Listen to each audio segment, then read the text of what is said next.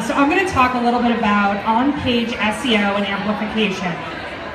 So on-page SEO, Jeff did a great job explaining why SEO is important, the foundational principles of SEO, and then keywords, which essentially is, again, the foundation for SEO. What are the keywords that we're actually looking to rank for? Once you've identified those keywords, now what do you do with them? And this is where the on-page optimization comes into play. If you identify that these are the best keywords you want to rank for, but then on page are not using them properly, Google, Bing will have no idea that those are the keywords that you want to rank for. So first and foremost, the page title. This is also called the H1 for those of you that know a little bit about SEO. But essentially, we want to make sure that the keyword phrase is used within your title. Very, very important. We see this misused constantly. How to make Play-Doh. Is Mommy Travels here? Yay! Good job, Mommy Travels. Thank you. So this is a great example. How to make Play-Doh. It's very clean. Keyword is being used. The keyword phrase is being used properly. Now again, if Mommy Travels had actually been a little bit more, daring and trying to be a little more kitschy or edgy, she could have said something like, Play-Doh? Who knows? Like something kind of fun. Now again, she would not have ranked properly if she would have ended up getting too kitschy or too funny in the headline. You really want to make sure that you're using your creative juices appropriately combined with keywords. So that's really, really key. And we see that as a big miss when people are using headlines. Number 2 is your meta description. So second to the meta description, second to your headline title is your meta description. So again, this is not necessarily tied directly to your SEO ranking. What is tied to your SEO ranking is your actual on-page engagement and your click-through rate. So when you think about people landing on this page, you want to make sure that the snippet, the description of the page, truly defines what the page is. If you actually talk about homemade Play-Doh is fairly easy to make, actually once you have learned how to make it, you'll find it extremely easy. If she would have gotten more kitschy, started talking incorrectly about what is on that page, her bounce rate will go through the roof. People will land on that page, abandon that page, and her results will plummet. That will directly impact your SEO. So you want to make sure that your snippet clearly defines exactly what is occurring on that page so your users know what to expect, they have a good experience, and they get to know your brand and hopefully explore further in your site. So that snippet is really important. So your image alt tags. This is another key miss that we see a lot within blogs. I will confess, years ago I had done this incorrectly also. I have all these great images, I want to add them to my site, and it's image 45892, and I add that to my site. Google has no idea that that is a picture of a black Labrador Retriever, nor do they know if it's a tree, or do they know if it is Play-Doh. So it's very, very important that you tag your images appropriately. Google is not going image by image across billions of images to know that this is an image of Play-Doh. So you need to tag those images accordingly. So make sure that all of your images are tagged with what is in that image. So a couple tools that we absolutely love. First and foremost is Yoast. Another confession, for about 2 years I called this Yoast. No one had any idea what I was talking about, and it wasn't until someone actually told me it rhymes with toast. It is Yoast. So this is a great, great plugin that is free and provided by WordPress. It's a very simple, easy to use tool. It basically will label all of the fields that we just spoke about, and when you do it correctly and tell it these are the keywords you want to rank for, it will turn to green.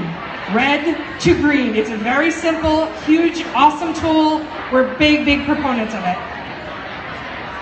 Next are Webmaster, so Big Webmaster and Google Webmaster. So now it's called the Google Search Console, but essentially this is a great tool. It's a little overwhelming when you first log into Webmaster, but this tool is invaluable in that it actually shows you how search engines are relating to your website or your blog.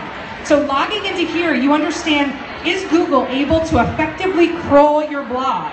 Are there errors happening? Are there site maps missing? Now again, just to identify if there's only 2 things you get out of visiting these dashboards. One, is Google able to crawl your site? first and foremost, are there any errors occurring? That is very key. No matter how great your keyword research is, no matter how great your posts are, no one's going to find them if Google cannot index your site quickly. The second awesome thing you will learn through this is what keywords are you already organically ranking for. If there's nothing else you get out of these dashboards, that is a great, great place to start to learn about your blog. The third tool is the Maas Bar. We highly recommend downloading this. So Maas is a great website to learn about SEO. This toolbar is free. I add it. I have it on every computer. It's a great way to keep track of how your site is doing competitively, how your competitors are doing, other blogs are doing. Every site you go on, the little Maas Bar that lives at the top of your web page will tell you what is the value of that website. How many links does that website have? How many pages does that website have? So this toolbar is safe. Again, Maas is a very reputable SEO company, awesome, and has a lot of tutorials too. I highly recommend spending some time on there. But this bar that you can download and add as a complement to your internet browser is awesome and very valuable, and it's free. The last tool that we recommend for on-page SEO is SimilarWeb. So it's very similar to Compete.com, Alexa.com. We favor SimilarWeb in just that it's free, and it gives you a nice snapshot of information of competitors, yourself. There are a couple things you should take with a grain of salt, like the breakdown of traffic, but for the most part, they're pretty spot on with how much traffic and website ranking that a site will have. So the last thing that we'll touch on today is amplification. So historically, it really used to be about marketing, producing a tremendous amount of content. Now it really comes down to getting the information out there and how you go about getting your message out there. So there's been a number of white papers recently written on how much time should actually be spent on producing content versus amplifying content. It's a little funny to talk about amplification at this moment, I just have to tell you that. So the 80-20 rule. So today, most people spend the majority of their time in the content creation component and publishing. We're going to give you a few tidbits that if you actually spend more time in the pre-publication outreach and the post-publication outreach, how you really can boost your results. And we've had a lot of success at Noodle doing this, and I'll walk you through a quick example of something we just did a couple months ago. So good content is valuable. It's valuable for your following, your audience. It's also valuable for other outlets that are always looking for new content. Good content is relevant and it's consistent. So some of the best practices for making SEO friendly, this is a great, great slide that we wanted to think about whenever we're producing content. We talked about how we need to make content accessible. It needs to be valuable. It should always be built to shared. And if you think about including the meta and data tags that we just talked about on your images and on your headlines, you're set up for success. One example, so whenever we're talking about Noodle, we're very careful with the words that we use so that we're not using different words to describe Noodle all the time. If we keep changing up how we talk about Noodle, there's no consistency in our message. So one thing we're very careful of are the keywords that we're always using to identify Noodle. We're very, very clear that we are a website that was built with the idea that we want to help parents and students make better decisions. Those are the keywords we are always focused on when we're producing content. One of our recent projects was we pulled together 67 of the top influential educators, and these are really the people that are changing the education space. So through this project, what we did is we actually reached out to a number of outlets in advance while we were producing this content and said, hey, we have this amazing article coming down the pike that you might be interested in. And we piqued a lot of people's interest in advance. What we ended up with were hundreds of results of people actually linking to the article. Many of the educators were linking to the article. Alumni newsletters were linking to the article, all around this piece of content. The idea being that we had laid the groundwork, the foundation of saying, hey, we have a great piece of article coming down. After that article came out, we reached back out, shared it, and they were ready for it. It wasn't a cold sell. So when you think about producing, whether it's an article about how to make Play-Doh, there's a tremendous amount of outlets that are out there that are interested in crafts, DIY. So if you think about that planning aspect in advance, it makes a huge difference in producing content.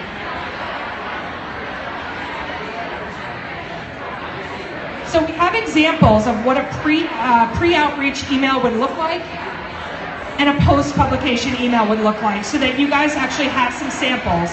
This is a project we're working on now around worksheets for the summer for kids. And again, as Jeff had mentioned, we'll share this deck with you guys so you have all these tools. One other channel that we see you guys actually really doing very, very well with is social media. Social media should not only be used for that one-way communication, but also engaging. If there's anyone that you think might be interested in a content piece that you're producing, tag them, share it with them, forward it to them. It should be something that you're pushing out to outlets, sharing, and also letting them know in advance. Pinterest. This is actually a really great thing we just started to do also, is inviting guest pinners to come in and actually create boards. And it's a great way for them to co-promote and mutually build followings. So some key ways that we've gone about really securing links. So when you think about all of that outreach, you've done the keyword research, you've done all of the right on-page things, and now you're really focused on amplification. The goal of amplification are really links back to your site. That is literally SEO juice coming your way. So you want to try and get as many links back to your site that'll really, really help your organic ranking. So how we do that, we really work with a lot of our experts, we work with associations, and we work on sharing our content. We produce highly, highly valuable content, just like you all do, and we know that it's of interest to outlets. We use Help a Reporter Out. Help a Reporter Out, I believe, could be one of the best inventions. It is literally news outlets that are begging for help with news stories. If you are not familiar with Help a Reporter Out, sign up. It is a gold mine, and they're actively asking you to help them write a story. It's fantastic. Guest blogging. We actually work with a lot of bloggers too and experts that want to have a link back to their site from Noodle. Again, thinking about the SEO juice, many people are like, whoa, we don't guest blog. When you start to learn a little bit more about SEO, writing for another site to get that link back to you is just it's promotion through another channel of a whole other audience. We're big advocates of that. We see it work really, really well of mutually building followings. So a couple tools for amplification. Co-schedule. This is a really great tool that we're huge fans of, in that you get to plan your content without having to directly connect your calendar to WordPress. Buffer is also a scheduling tool. This tool allows you to build out your entire social media calendar and publish when you're not around, or if you have something big coming down the pipe, you can set up multiple posts to publish whenever you'd like them to. Rafflecopter is a great way for you to host any type of sweeps or contests without having to go through all the legal T's and C's that you need to. And BuzzSumo. BuzzSumo is by far one of our favorites, right up there with Maas and the Maas toolbar. BuzzSumo is a great way for you to actually research content and how it performs. This is a paid tool. They do have some pieces that are non-paid. It's nominal. It's less than $100 for, I think, their basic model. But even if you did a short little trial with them, it's really, really valuable. It's a great tool. So in summary, you want to really continue to publish content on what you believe in. You guys are doing that, and you're doing that really, really well. You want to make sure that the content, after you've done all the homework Jeff had described of really understanding your keywords you want to rank for, you want to make sure that you're tagging it appropriately so that you're ranking for those keywords. And then you want to grow your audience. You grow your audience by going and finding those partners that will also find the content that you're producing incredibly valuable. So again, SEO should be embraced. It's not something that should ever constrain you. So you want to think about ways that you can work with SEO while continuing to do what you do and do great.